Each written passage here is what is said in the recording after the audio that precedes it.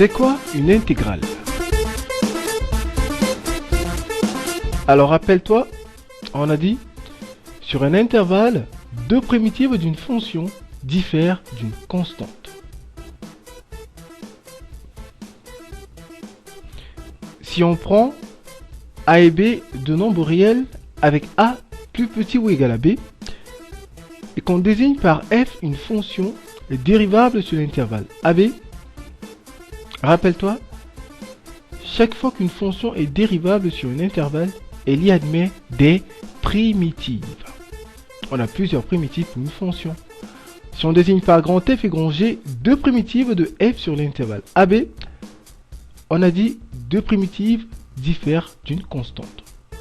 La différence entre deux primitives, c'est la constante.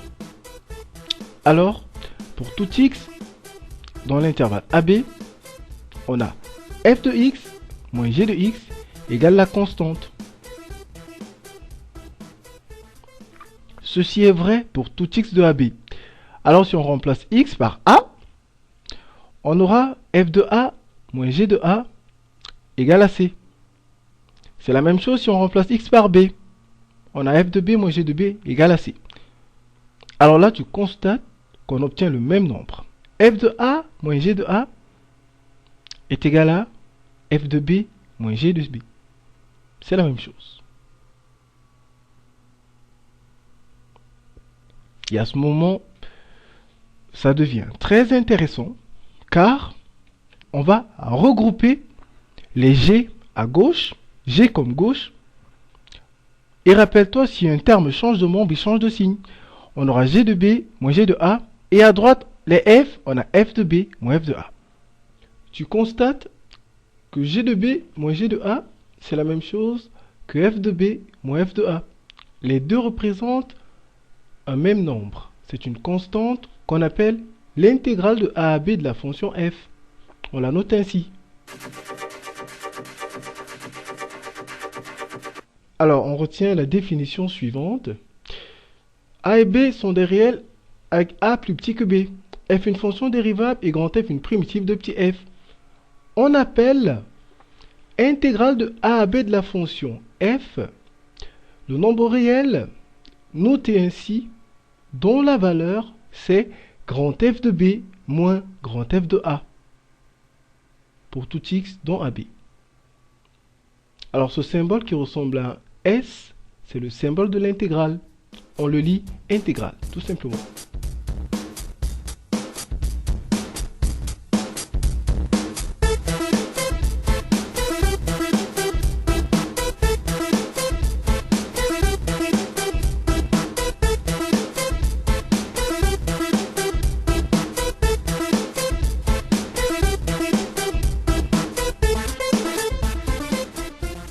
Alors tu te poses certainement la question de savoir ce que signifie le dx dans une intégrale.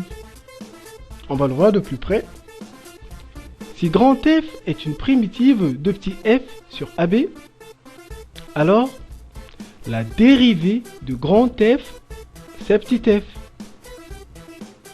Ceci pour tout x dont AB. Alors, plaçons-nous à petit f de x. La question la voici. F de x, c'est la dérivée de qui par rapport à x? Évidemment, la réponse est toute simple. C'est la dérivée de grand F de x. Alors, dérivée par rapport à x, on l'abrège dx. Et tu vois, si on place f de x à côté de dx et qu'on mette le tout sous intégrale, alors là, c'est une question qu'on a posée. On dit f de x, c'est la dérivée de qui par rapport à x? La réponse, c'est grand F de x qu'on va placer dans les crochets. Alors x, c'est la variable et elle va de a à b. X varie de a à b. A, c'est la plus petite valeur et b la plus grande. Cette façon d'écrire une intégrale est appelée la forme condensée. Or, rappelle-toi, la valeur d'une intégrale, c'est grand F de b moins grand F de a. C'est la forme détaillée.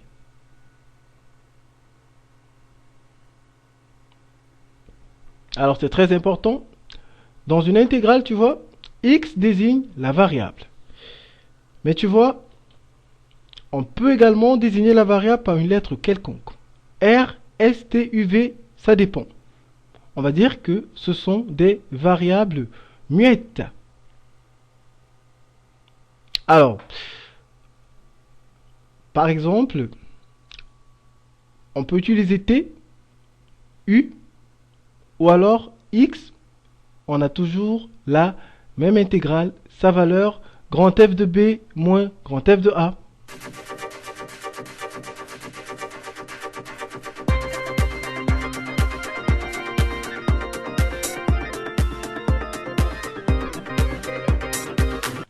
Alors, voici la méthode pratique pour calculer une intégrale.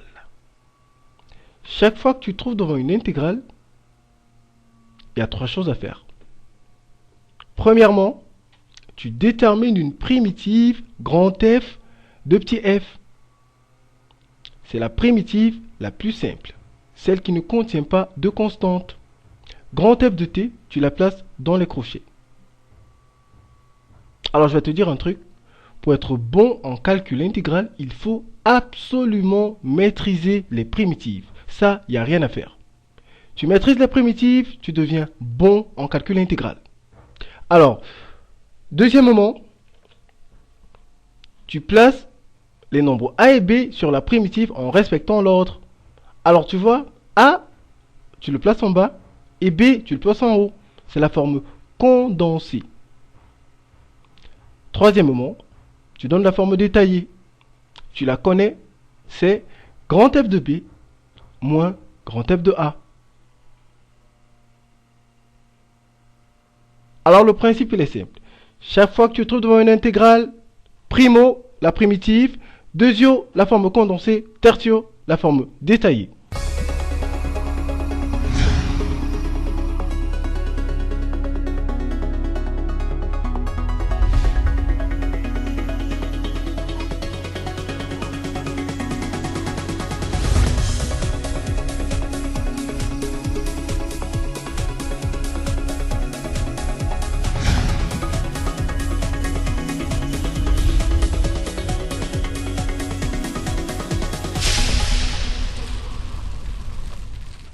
Allez, on va prendre une série d'exemples.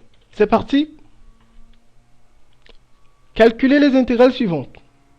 On commence par la première. On a l'intégrale de 1 à 2 de la fonction t. Primo, la primitive la plus simple. On va dire qu'une primitive de t, c'est 1 demi de t carré. Alors, une fois la primitive trouvée, on la place dans les crochets. Ensuite, on donne la forme condensée. Par la suite, la forme détaillée, on remplace t par 2, puis par 1. Voilà. Alors 2 au carré, c'est 4. 1 demi de 4, ça fait 2.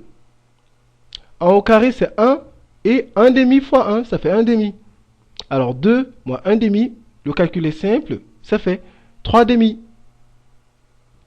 Voilà. Ton intégrale est terminée. Tu peux donner le résultat sous forme encadrée. Voilà. On refait la même chose avec la deuxième intégrale. L'intégrale de 0 à 1 de x carré, on dit une primitive de x carré, c'est 1 tiers de x au cube. Une fois la primitive trouvée, on la place dans les crochets. Ensuite, tu donnes la forme condensée. Et tu termines par la forme détaillée. On remplace premièrement x par 1. Ensuite, par 0. Voilà. 1 au cube, c'est 1. On aura 1 tiers moins 0. Et ton résultat, ça fait 1 tiers. Alors tu peux simplement l'encadrer. Et voilà.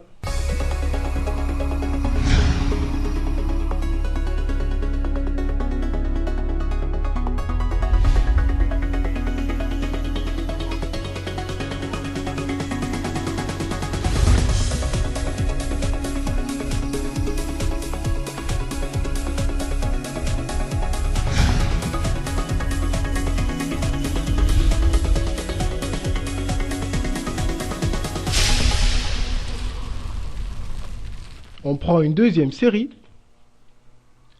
Alors, on commence par l'intégrale de moins 1 à 1 de la fonction 2. On va dire qu'une primitive de 2, c'est 2x. On place 2x dans les crochets. Ensuite, on donne la forme condensée.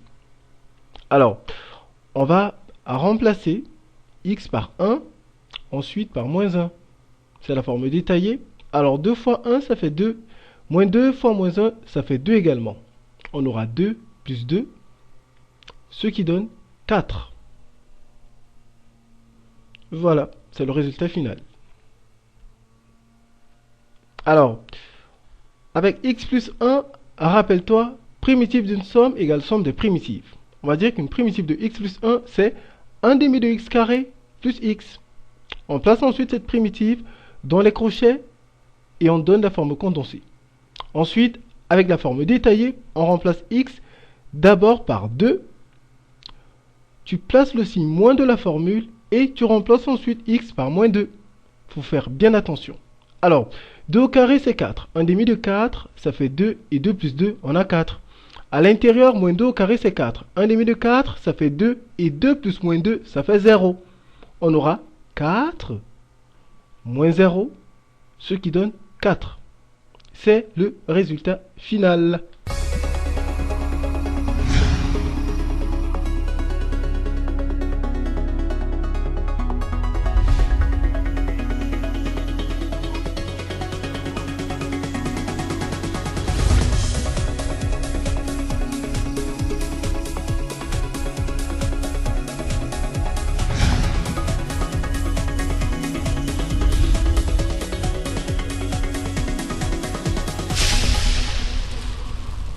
Allez, on prend la dernière série.